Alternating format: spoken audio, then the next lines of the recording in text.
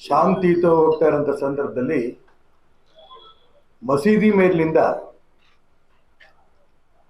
ಕಲ್ಲುಗಳು ಚಪ್ಪಲಿಗಳನ್ನು ಎಸಿತಾರೆ. 200 ಜನ ಸೇರಿದ್ದಾರೆ.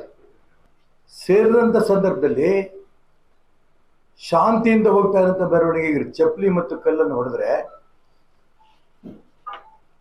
SP ಹೇಳಿಕೆ ಕೊಡ್ತಾರೆ. ಇವತ್ತು ಪ್ರಜಾವಾಣಿಯಲ್ಲಿ ನೋಡಿದೆ ನಾನು.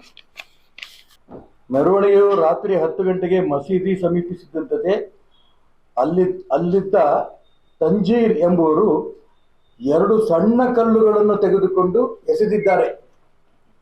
SP ರಾಜೀನಾಮೆ ಕೊಟ್ಟು ಮನೆಗೆ ಹೋಗ್ಬೇಕಂತ 2 ಸಣ್ಣ ಕಲ್ಲು ಎಸೆದರಂತೆ ಮೇಲಿಂದ. ಆ SP ಗಾಯ ಆಗಿದೆ, 2 ಪೊಲೀಸ್ನವರು ಗಾಯ ಆಗಿದೆ. ಅದಾದ ನಂತರ ಅವ್ರು ಮುಂದುವರಿತಾ ಹೇಳ್ತಾರೆ, ಯಾರಿಗೂ ಗಂಭೀರ ಗಾಯಗಳು ಆಗಲಿಲ್ಲ, ಬೇರೆ ಯಾವುದೇ ಕಲ್ಲು ತೂರಾಟ ಆಗಿಲ್ಲ ಎಂದು ಲಭ್ಯವಾದ ವಿಡಿಯೋ ಅದ್ರ ಮುಖಾಂತರ ಸಿಕ್ತು ಅಂತಾರೆ.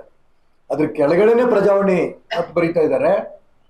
ನಗರದ ತರಕಾರಿ ಮಾರುಕಟ್ಟೆ ಬಳಿ ಶುಕ್ರವಾರ ಕಲ್ಲು ತೂರಾಟ ಪಡೆದಿದ್ದು ಯುವಕರ ಗುಂಪನ್ನು ಚದುರಿಸಲು ಪೊಲೀಸರು ಲಾಠಿ ಪ್ರಹಾರ ನಡೆಸಿದರು.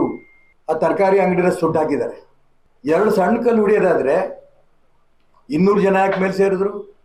ಚಪ್ಪಲಿಗೆ ಕಲ್ಲುಗಳಿಗೆ ಅಲ್ಲಿ ಜಾಗ ಮಸೀದಿಯಲ್ಲಿ ಯಾಕೆ ಇಟ್ಕೊಂಡ್ರು? ಒಂದು ರೀತಿಯ ತಾಲಿಬಾನ್ ಸರ್ಕಾರ ಆಗಿದೆ ಕರ್ನಾಟಕ ರಾಜ್ಯದಲ್ಲಿ. ಮದ್ದೂರಲ್ಲಾಯ್ತು, ನೆಲಮಂಗಲ ಆಯ್ತು, ಚಿಕ್ಕಮಗಳೂರು ಆಯ್ತು, ದಾವಣಗೆರೆ ಆಯ್ತು, ನಿನ್ನೆ ಬಾಗಲಕೋಟೆ ಆಗಿದೆ. ಇವತ್ತು ಬೆಳಿಗ್ಗೆ TV ನೋಡ್ಕೊಂಡು ಬಂದೆ ನಾನು. ಚಿತ್ತಾಪುರದಲ್ಲೂ ಆಗಿದೆ.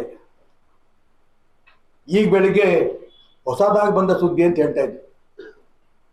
ಅಂದ್ರೆ ಈ ರಾಜ್ಯದಲ್ಲಿ ಮುಸಲ್ಮಾನರು, ಗೂಂಡಾ ಮುಸಲ್ಮಾನರು, ನಾನು ಎಲ್ಲ ಮುಸಲ್ಮಾನರಿಗೂ ಮತ್ತೆ ಹೇಳಲ್ಲ, ಈ ಗೂಂಡಾಗಿರಿ ಮಾಡಂತ ಮುಸಲ್ಮಾನರು, ದೇಶದ್ರೋಹಿ ಮುಸಲ್ಮಾನರು ಇವತ್ತು ಕರ್ನಾಟಕ ರಾಜ್ಯವನ್ನ ಆಡಳಿತ ನಡೆಸ್ತಾ ಇದ್ದಾರ. ಇವ್ರು ಏನೇ ಗೂಂಡಾಗಿರಿ ಮಾಡಲಿ, ಅದಕ್ಕೆ ರಾಜ್ಯ ಸರ್ಕಾರ ಆಶೀರ್ವಾದ ಇದೆ. ಗೊತ್ತವ್ರು ಮುಸಲ್ಮಾನರಿಗೆ DJ ಹಳ್ಳಿ KJ ಹಳ್ಳಿ ಧ್ವಂಸ ಆಗೋಯ್ತು, ಕೇಸ್ ವಾಪಸ್ ತಗೊಂಡ್ರು. ಹುಬ್ಬಳ್ಳಿ SP ಅಟ್ಟಿಸ್ಕೊಂಡು ಹೋದ್ರು, SP ನ ತಪ್ಪಿಸ್ಕೊಂಡು ಹೋದ್ರು, ಕೇಸ್ ಆಯ್ತು, ಆ ಕೇಸು ವಾಪಸ್ ತಗೊಂಡ್ರು.